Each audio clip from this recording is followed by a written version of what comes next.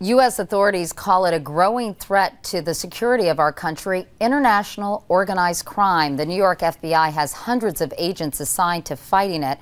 And tonight, for the first time, two former agents show us how they got inside what's called the Asian mob. Our chief investigative correspondent, Armen Keteyian, has the story. In October 2004, a freighter bound from China pulled into this port in Newark, New Jersey. A 40-foot container like this pulled off and cracked open by federal agents. Beneath false-bottom boxes filled with plastic toys, the feds found hundreds of thousands of dollars in $100 bills, nearly flawless counterfeit cash known as supernotes, traced to the government of North Korea. The people working on the notes were very, very shocked at the quality and actually how difficult it was to detect the counterfeit nature of the currency. The seizure was part of an operation codenamed Royal Charm. Playing a key role was this rather odd couple, Louis and Z. They'd been working undercover in Atlantic City for 6 years, FBI agents posing as Italian mobsters who could get anything through customs. If you have the money and you have the credibility, doesn't matter. You could virtually buy anything.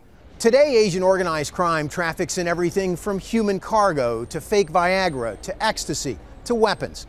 It feeds America's insatiable appetite for knockoff designer goods you find in flea markets and back alley shops across the country. Counterfeit Ralph Lauren, counterfeit Nike, Rolex watches. And brand name cigarettes, the biggest moneymaker. Manufactured for as little as $6 a carton in China and sold on the street for up to $70 a carton, putting millions into the pockets of Asian mob leaders. In August 2005, the FBI decided it had enough evidence to move in. The dilemma: how to lure dozens of top Asian crime figures from as far away as China to one place at one time. So now we're all trying to figure out, how are we going to pull this off? Their solution proved brilliant. An invitation to the mob wedding of the year with Louis as the groom and a female agent as his bride, to be held aboard the luxury yacht, Royal Charm. We had limos. Agents dressed in tuxedos picked them up at the casinos, and they were being told they're going to go to the yacht, Royal Charm, but they had to make one more stop. And at that stop, they were all arrested. Louis and Z have since retired from the FBI. They admit they missed the high life undercover, including counterfeit weddings that worked like a charm.